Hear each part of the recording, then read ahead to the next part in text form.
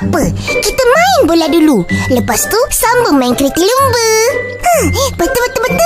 Pandailah kau. Tak apa, kita main bola dulu. Lepas tu sambung main kereta lumba. Betul. Pandailah kau. Sedapnya bau. Macam kenal bau ni. Sedapnya bau. Macam kenal bau ni.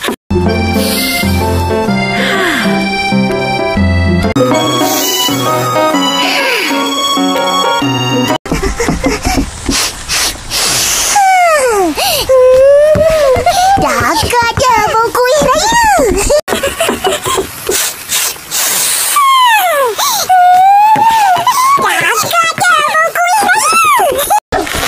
Awalnya akak buat kuih raya. Puasa pun belum lagi. Sedapnya bau. Eloklah, boleh rasa nanti.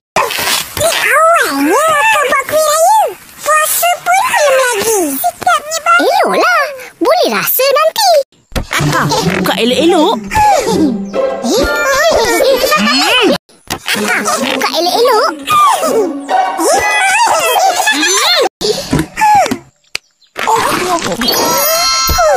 Sedapnya.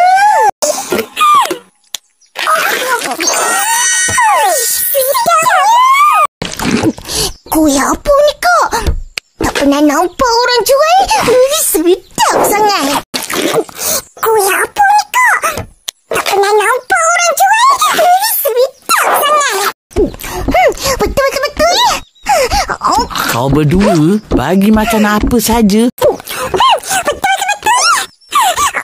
Kau berdua bagi makan apa saja. Semuanya sedap. Tolak batu dengan kayu je. Semuanya sedap. Tolak batu dengan kayu je.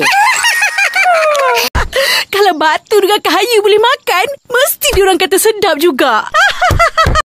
Kalau batu dengan kayu boleh makan, mesti diorang kata sedap juga.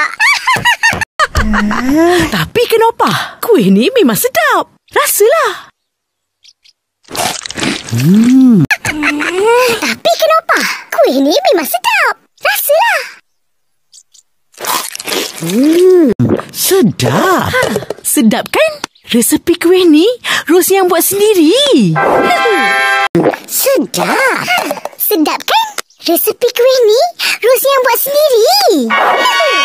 Wah, pandai akak. Boleh jual ni. Memang itu rancangan akak bulan puasa ni. Wah, pandai akak. Boleh jual ni. Memang itu rancangan akak bulan puasa ni. Akak nak ambil tempahan kuih raya banyak-banyak. Oh, sebab tu akak mula buat dari sekarang. Akak nak ambil tempahan kuih raya banyak-banyak. Oh, sebab tu akak mula buat dari sekarang.